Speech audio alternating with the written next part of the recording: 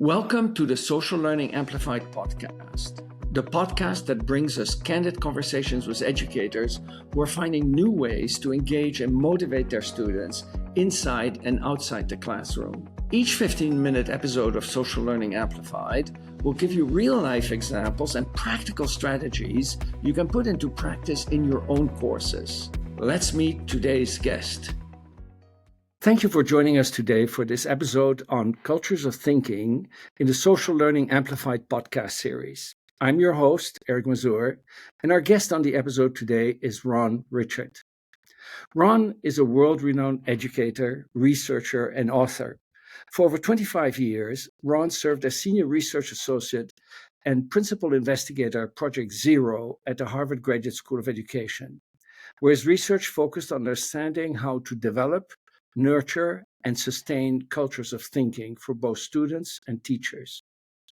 After leaving Harvard in 2021, Ron has continued his classroom and school-based research and writing to further the ideas of visible thinking and the creation of schools as cultures of thinking.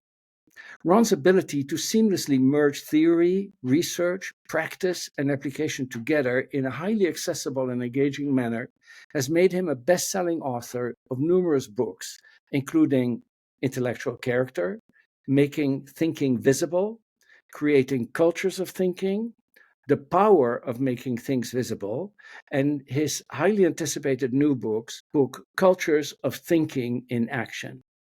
Ron is a sought-after speaker for his ability to connect with and engage fellow educators in these powerful big-picture ideas, while simultaneously providing useful insights into and practical ideas for advancing the complex world of teaching and learning. This is no doubt due to Ron's diverse experience, which includes teaching elementary school, art, and secondary mathematics. Upon Ron's retirement at Harvard, Howard Gardner commented, "Of all of us at Harvard Project Zero, you've had the most influence on what teachers around the world do in their classrooms and how to talk and think about it." Ron, it's an honor to have you here. Thank you for joining us today. Great to be here with you, Eric. The word thinking appears central to all you do. We just heard it when I was just reading the titles of your book. And last time we had an opportunity to talk, I think it was during the pandemic, we talked about your work on cultures of thinking. Can you explain to our listeners what you mean by cultures of thinking?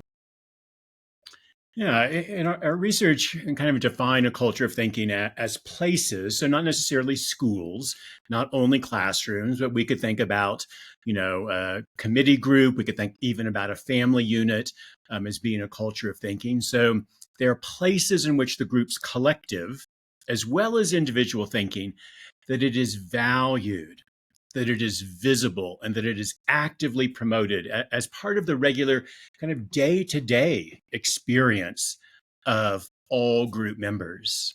So there are, several things in that kind of definition there. That idea that the thinking is valued. And I have to say, in working with schools all over the world, one thing that doesn't happen is someone doesn't come up to me and say, "Oh, we don't value thinking here." Instead, what they're going to say, "Oh, of course we value thinking."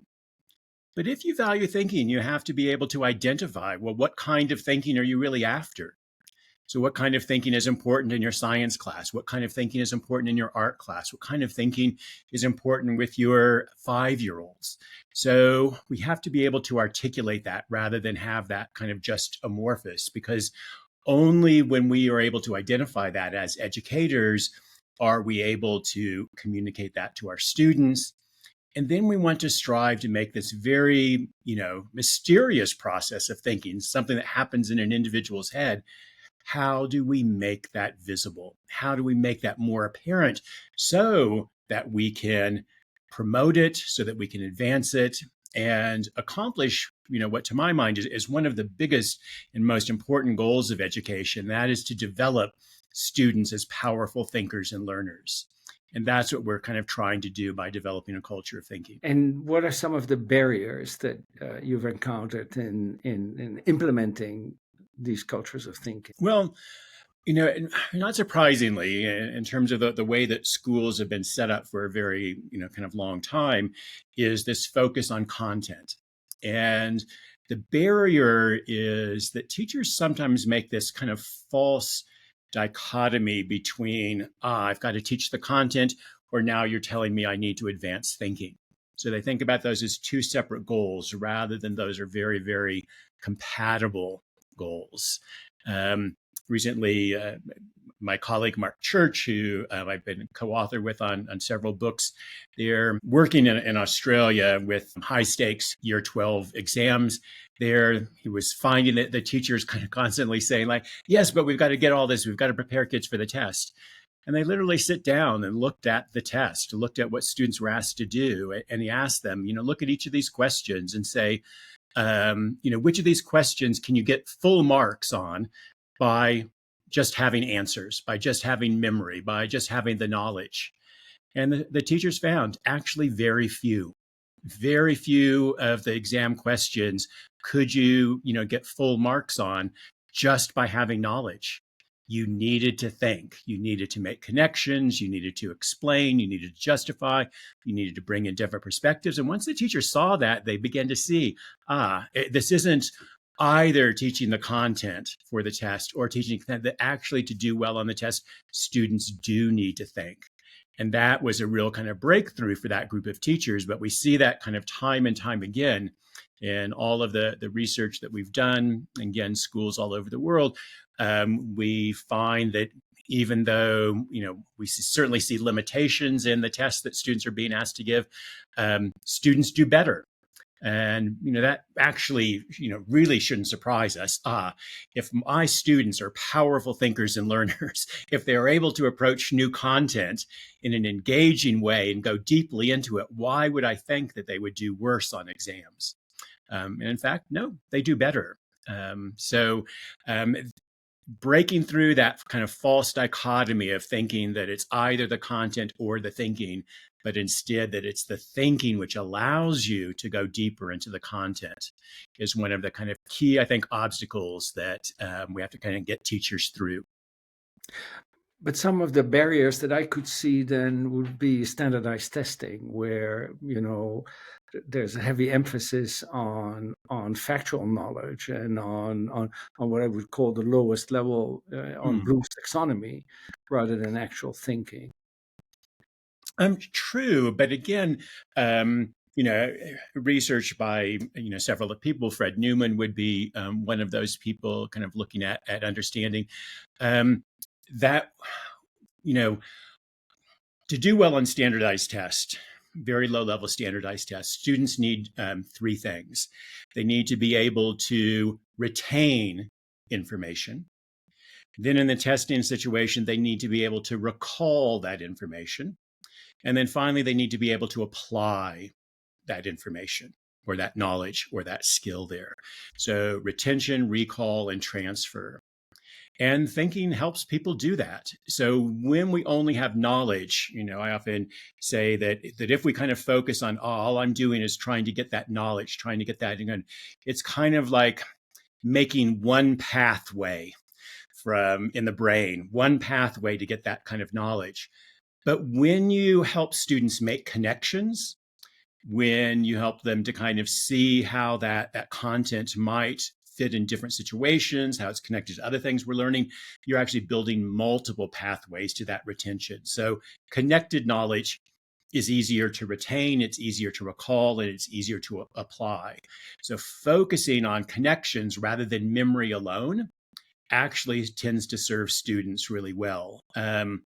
Again, I cited Fred Newman's work, and he did research in Chicago public schools, which showed that students that had richer tasks in which they were more challenged, in which they were collaborating with one another, in which they saw that the work was more meaningful and more connected, those students did better, even on the standardized test, even when they were very low level and knowledge based, than students in classrooms in which teachers explicitly taught to the test doing that. So again, the thinking actually is not kind of an either or, it's going to serve students, well. Right. Even though the opposite might not be true, somebody who's trained Mm, just on memorization will not do well on transfer or anything that's else. right. I think there's plenty of work, including my own, that have shown that, even at Harvard, where students Yeah. study just with flashcards and they're very good at reciting memorized information, but when you change the context, they're totally stumped.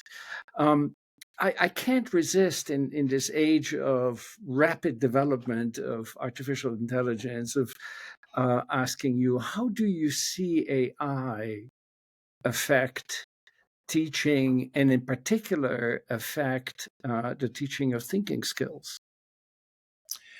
Well, I think one of the way, I think, with AI, similar to actually almost every other technology that has, come, down the road in the history is there's always fear of new technology.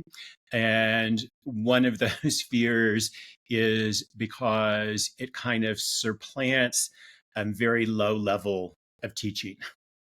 So A if very you're low level of what? very low level of teaching, Mhm. so if our teaching is again, all I need students is to know this information, then when the internet came along, well, wait a minute, the information's out there. So what we have to do is not allow kids to use the internet because we don't want them to have, the answer. Or, when word processing came along, well, wait a minute, now they don't have to spell. Well, you still need to spell to use it. And so, you know, there often is an immediate kind of fear because what we've relied on as this is what learning looks like, now it begins to kind of shift. Learning looks a little bit, kind of different there. And so I think the same thing, people who are worried about students cheating with AI, tend to have tests or exams that are very low level and that can quite easily be cheated, by, bringing in AI. But as, what I've seen teachers do around AI is to kind of recognize, um, you know, using an AI tool isn't giving you the answer, it's giving you a answer. And so when you kind of recognize, what AI is doing is it's scraping the internet, it's looking at what's out there and it's getting that, it still is a perspective. And so using AI as that perspective and becoming aware of that, and learning to kind of ask different questions, we've actually done, some things with some of the thinking routines we've developed, have people do that, then ask AI to do the same task and compare their responses to AI. And very rarely is the AI better. It's just different, and maybe it raises some new questions. And then as you realize, again, this is just a perspective, then you might ask AI to respond to your prompt, say from an indigenous perspective, rather than kind of the bland generic perspective, or from a feminist perspective. You kind of recognize, there's a lot more out here, and so now I've got to begin to kind of sort through, and that can be an incredibly valuable thing to bring in these different perspectives that you hadn't thought about. So I think in many ways, AI can help us enhance students' thinking. It can enhance engagements. But if we're focused again on, I've just got this knowledge and I just need them to repeat the knowledge, and I don't want them to use AI to generate an answer on my test, we see it as a threat. So I think, once again, we're in that position of we've got to kind of expand our notion of what is a quality education? What does that look like? What do we need students to be able to do? That when we open those doors, then AI isn't any more of a threat than word processing was going to destroy people as writers. It hasn't done that. We've learned how to kind of leverage that, or the internet is going to, destroy us in terms of having any kind of knowledge. It hasn't done that.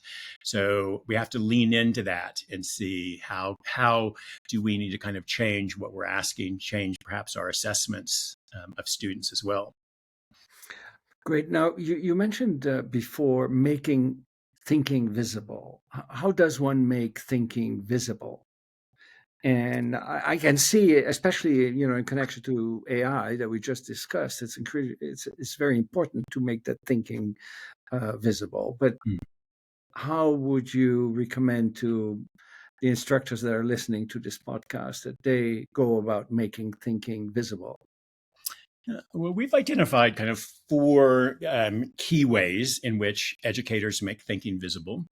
And the first one is familiar, to every single teacher, and that's through questioning.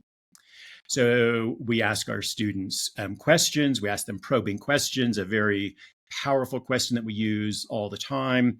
After a student is given a response, we follow up with, well, what makes you say that? Which is an invitation to provide the reasons, the evidence, the explanation behind their response. So questioning is a very powerful tool. The companion part of questioning, though, that sometimes as teachers we need to enhance our ability is listening. If we actually are not listening, a lot of teachers will listen for the correct answer, the answer that they want to hear, the answer that will move the lesson forward. And that actually causes them to miss students' thinking and not lean into that. So questioning and listening kind of go hand in hand. A third way that we have found kind of really useful, and again, teachers do this all the time, is documentation. My colleagues at Project Zero, we have a very long affiliation with the Reggio Emilia preschools in Italy. And documentation is a key practice there for the teacher researchers of documenting students' thinking, of trying to listen, trying to capture, trying to record. But a key part of documentation is not just kind of creating the document, but we use that document to share that back with students. We share it back because it becomes a repository of the thinking, of the learning of the group. And we can use that then to move us forward. Some other ways in which we kind of use, documentation cognitively is to kind of reduce cognitive load. So, learning on the in a teacher or on the student? Actually, both. So a good example of, just from on a personal learning perspective, again, in that kind of social realm, most of us have had the experience, say, of being in a meeting with colleagues. We're working, we're exploring a new task, we're moving ideas forward. Great ideas are kind of flowing. It's a very lively kind of conversation. And someone kind of spontaneously from the group stands up and goes over to the whiteboard and begins to record ideas. And everyone kind of lets out a sigh of relief because at one point in a meeting, it's going to get too overwhelming. We just cannot remember everything. And so beginning to kind of use that document as a way of lessening our cognitive load. Teachers, again, do this all the time. The class is having a discussion and the teacher is aware of, oh, that idea that student makes, I know I'm going to need to refer to that 10 minutes from now.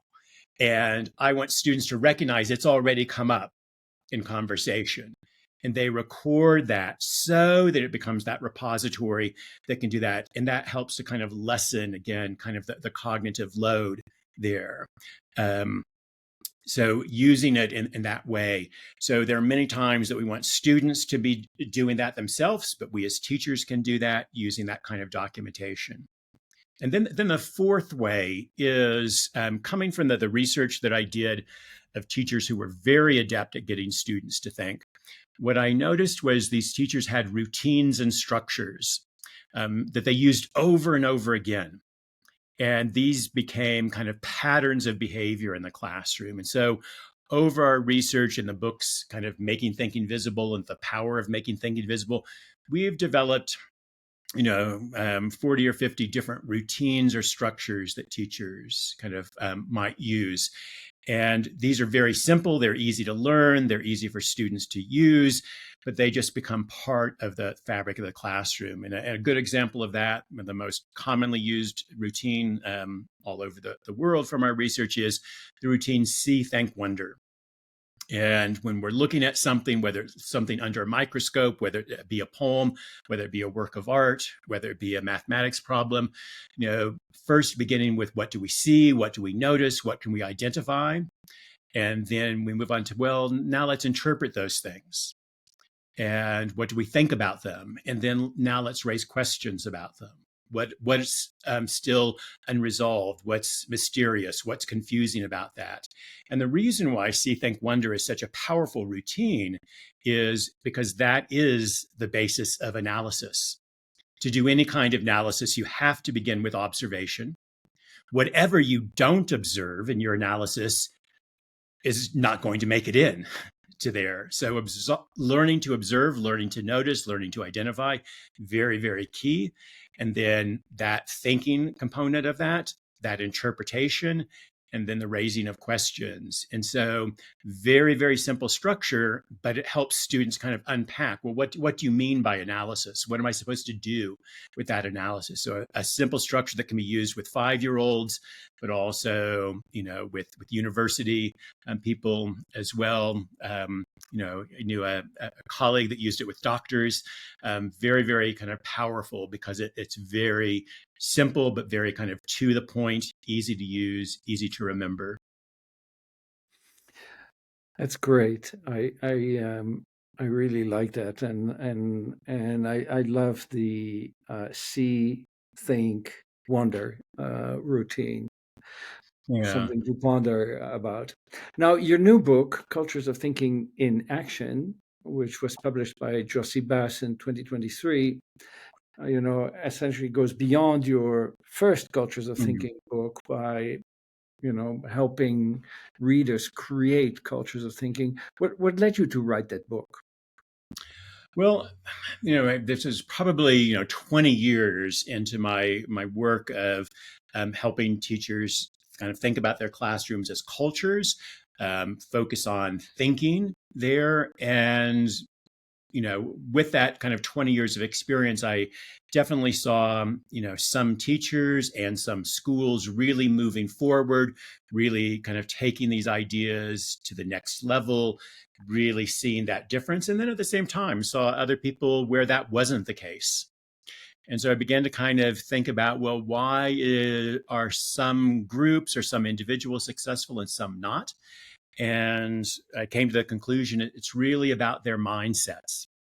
And so for some people, when I began to kind of talk about cultures of thinking and gave them tools for thinking and gave them the thinking routines, they already had the mindsets that they were able to see those tools and really move forward with them in powerful ways.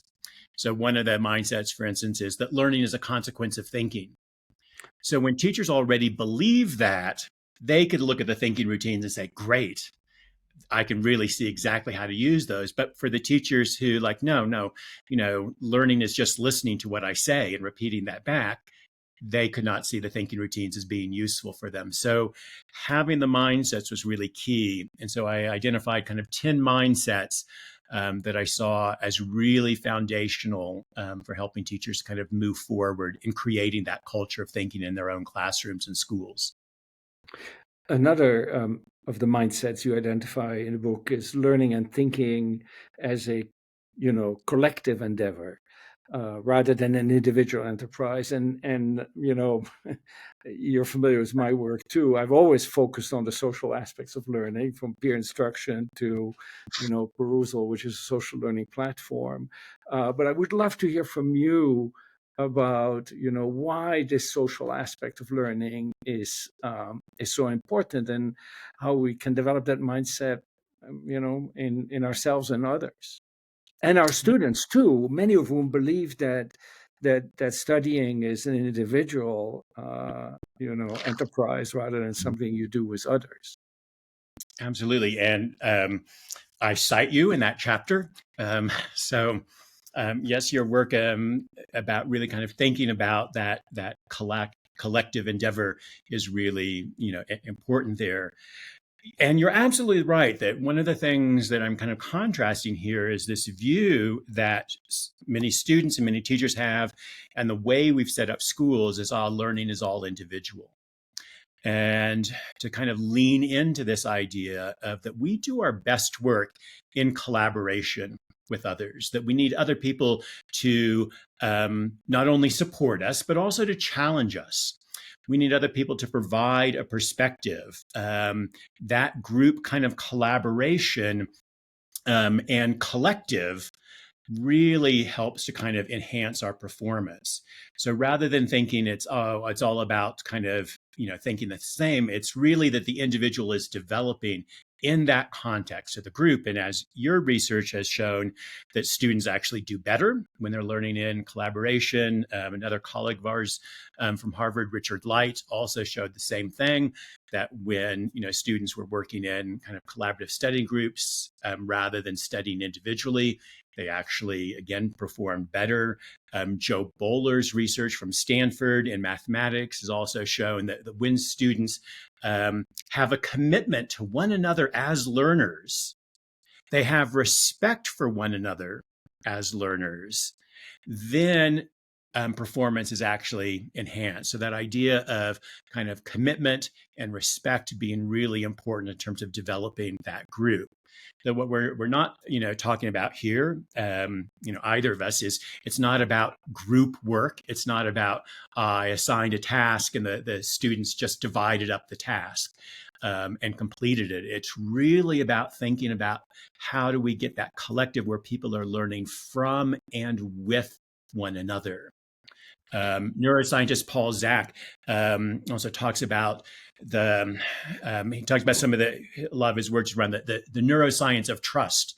And he says that when we are in groups where we trust one another and we are engaged, in that problem solving and that collective endeavor, that actually we get a release of oxytocin, which kind of feeds that feeling of kind of joy. And he kind of talks about that's a really kind of joyful learning experience when we are learning together in groups, in that mutuality, when we feel supported and we feel like we are supporting one another. So, wanting to really kind of transform classrooms and teachers to see that this is a space in which students actually are performing at their best when we can kind of create that collective.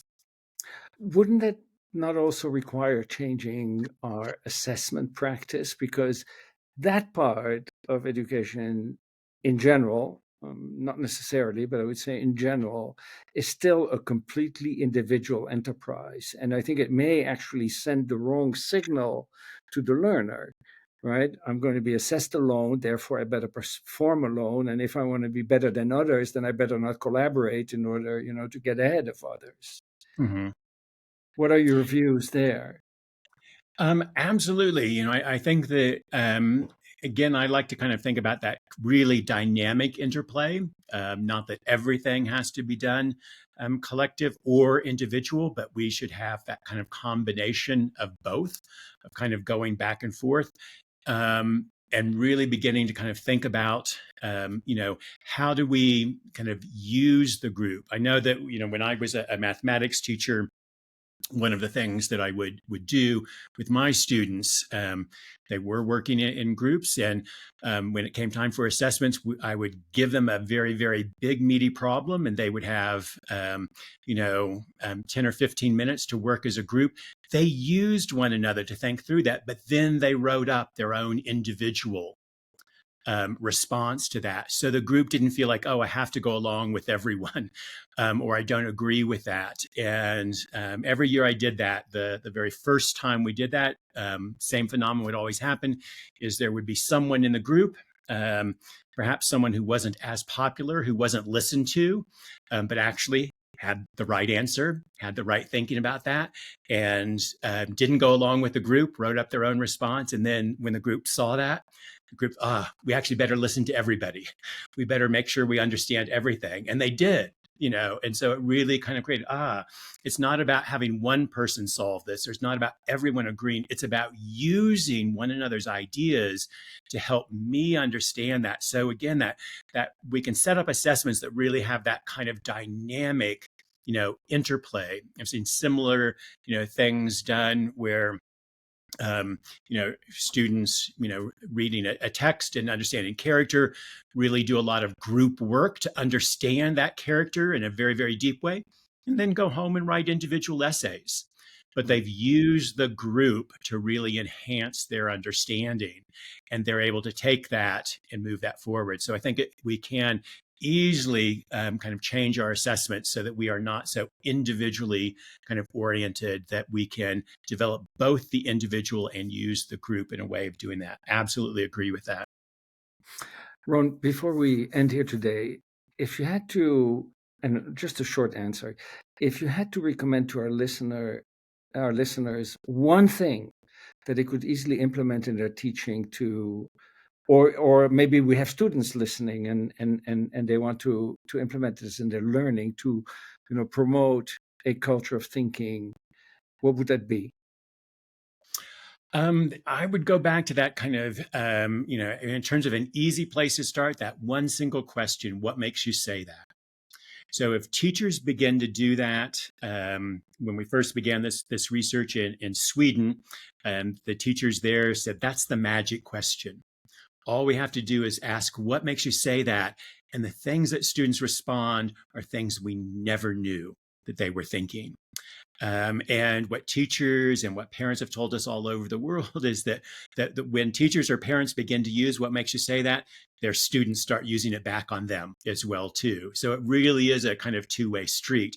So that it will deepen your conversations, it will deepen your learning when you hear someone say something perhaps you don't agree with, but instead of disagreeing with them right away, just ask them, well, what makes you say that?